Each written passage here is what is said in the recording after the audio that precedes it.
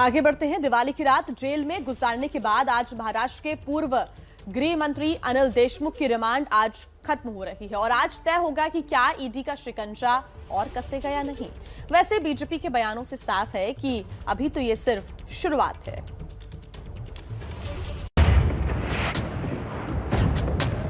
पांच अप्रैल तक अनिल देशमुख महाराष्ट्र सरकार में नंबर 2 की हैसियत रखते थे, लेकिन 7 महीने में वक्त ऐसा बदला कि अब उन्हें दिवाली भी सलाखों के पीछे बितानी पड़ी।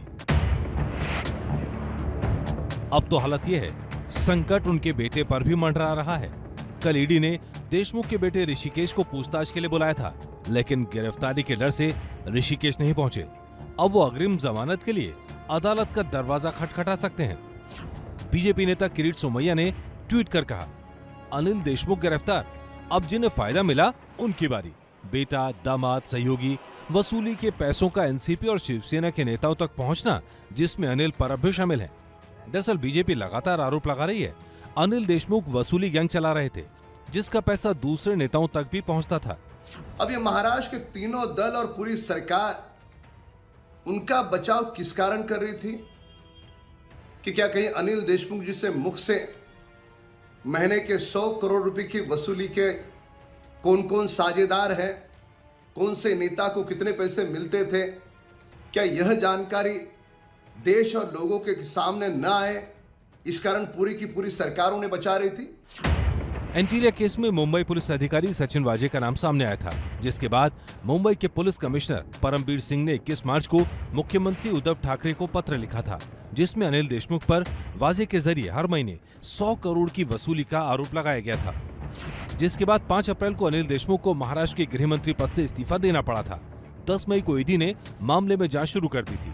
कई समन के बाद 1 नवंबर को अनिल देशमुख ईडी के सामने पेश हुए। 2 नवंबर को अनिल देशमुख को गिरफ्तार कर लिया गया। इस मामले में अनिल देशमुख के 2 निजी सहायक संजय पलांडे और कुंदन शिंदे को पहले ही गिरफ्तार किया जा चुका है। अब ईडी जांच कर रही है कि ये अवैध पैसा कहां गया। दिलचस्प यह है कि देशमुख पर आरोप लगाने वाले परमबीर सिंह फरार हैं और मुंबई पुलिस अपने पूर्व कमिश्नर को खोज नहीं पा रही है। मुंबई के पूर्व कमिश्नर जिन्होंने एक झूठी कंप्लेंट की थी, जिसके आधार पर सीबीआई ने मुकदमा दर्ज किया, अनिल देशमुख जी को पूरी तरह से प्रताड़ित किया। ईडी के माध्यम से उन्हें कस्टडी में लिया गया है, लेकिन जिसने कंप्लेंट की थी वही गायब हो गया। पूर्व गृह मंत्री को शिवसेना और एनसीबी आरोप लगा रहे हैं कि चाहे एनसीबी हो, सीबीआई हो या ईडी, केंद्रीय एजेंसियों का दुरुपयोग कर बीजेपी महाराष्ट्र सरकार को अस्थिर करना चाह रही है।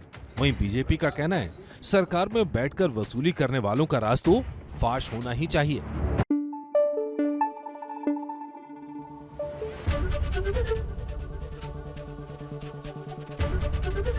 एबीपी न्यूज आपको रखे आगे।